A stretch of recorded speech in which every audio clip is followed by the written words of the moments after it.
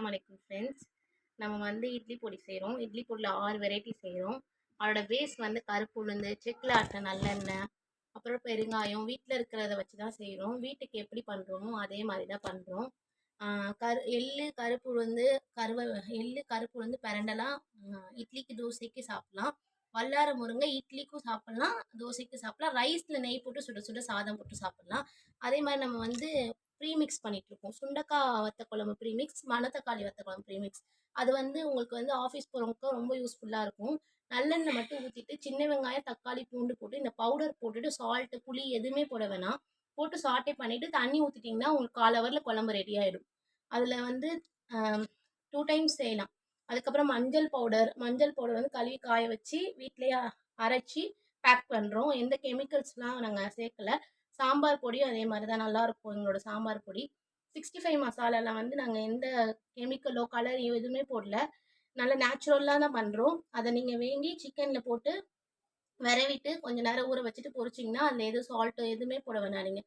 அதுக்கப்புறம் கறி மசாலா வந்து நான்வெஜ்க்கு எல்லாத்துக்குமே போடலாம். ஆட்டுக்கால் கிரேவி, நண்டு கிரேவி, கறி குழம்பு எல்லாத்துக்குமே போடலாம். சுக்காக்கெலாம் ரொம்ப நல்லாயிருக்கும். நல்லெண்ணெய் ஊற்றிட்டு கருவேப்பிலை போட்டு அந்த பவுடர் போட்டுட்டு நீங்கள் கறியை வேக வச்சு போட்டிங்கன்னா சுக்கா பொரிக்கிறதுக்குலாம் நல்லாயிருக்கும். புளியோதரை மிக்ஸும் பண்ணுறோம்.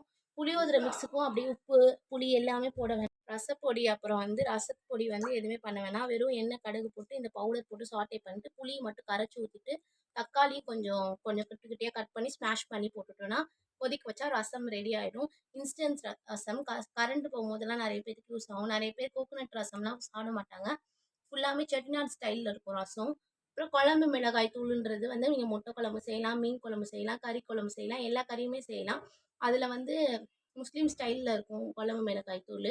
நீங்கள் வந்து வெறும் வெங்காயம், தக்காளி சாட்டே பண்ணிட்டு இஞ்சி, பூண்டு, புதினா, கொத்தமல்லி, பட்டை, ஏலக்காய் போட்டு இந்த பவுடரும் கொஞ்சம் மிளகாத்தூள் போட்டு கறி போட்டுட்டு நல்லா சாட்டே பண்ணிட்டு வேக வச்சுட்டு தேங்காயும் உருளைக்கிழங்கு போட்டால் கறி குழம்பு ஆகிடும். மீன் குழம்பு உங்களுக்கு எல்லாருக்குமே தெரியும். நல்லெண்ணெய், வெந்தயம், கருவேப்பிலை, வெங்காயம், தக்காளி, பூண்டெல்லாம் போட்டு சாட்டே பண்ணிட்டு இந்த புளி கரைச்சி வச்சுக்கணும். இந்த மசாலா கொஞ்சம் மிளகாத்தூள் போட்டுட்டு சாட்டே பண்ணிட்டு புளியையும் ஊற்றிட்டு லாஸ்ட்டில் மீனும் தேங்காயும் போட்டு மாங்காய் போட்டால் மீன் குழம்பு ரெடி ஆகிடும். நம்ம ஸ்டைலில் மீன் குழம்பு ரெடி ஆகிடும். அதுலேயே முட்டை குழம்பும் அதே மாதிரி தான் வெங்காய தக்காளி சாட்டே பண்ணி பண்ணலாம். இது எல்லாமே நாங்கள் மசாலா நாங்கள் எல்லாமே செய்கிறோம். உங்களுக்கு யாருக்காவது வேணும்னா என்னை காண்டாக்ட் பண்ணுங்கள். இன்ஸ்டாகிராமில் எனக்கு வந்து மெசேஜ் பண்ணுங்கள். எல்லாமே வீட்டில் செய்கிறதா.